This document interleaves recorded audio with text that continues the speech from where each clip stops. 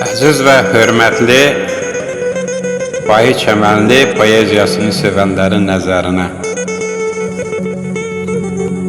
Vahid Kəməlli poeziyasından bir neçə şeir səsləndirib sizin nəzərinizə çatdırmaq istəyirəm. Vahid Kəməlli bizim dəyərli və sevimli şairimizdir. Həm Sazlı Sözlü Vokal Ədəb Məclisinin, həm də Sara Aşıq Ədəb Məclisinin fəal üzvüdür. Gözəl şeirlərin müəllifidir.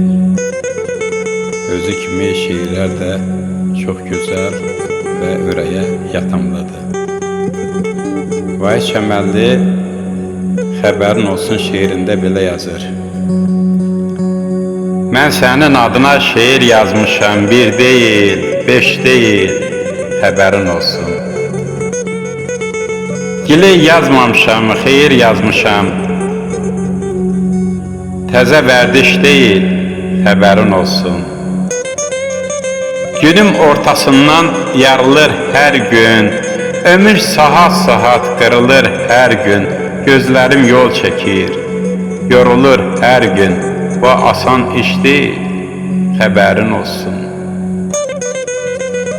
Qalıb söz altında əzilir nəsə, daralır, dartılır, nəzilir nəsə, ara bir üzümə süzülür nəsə, amma gülüş deyil, xəbərin olsun.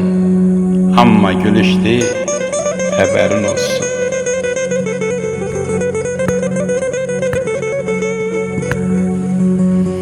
Dəyərli şairimizin bir dənə şeirini də səsləndirmək istəyirəm. Xətrimə adlı şeiridir, gözəl, doğru şeirdir. Onu da sizin nəzərinizə çatdırıram.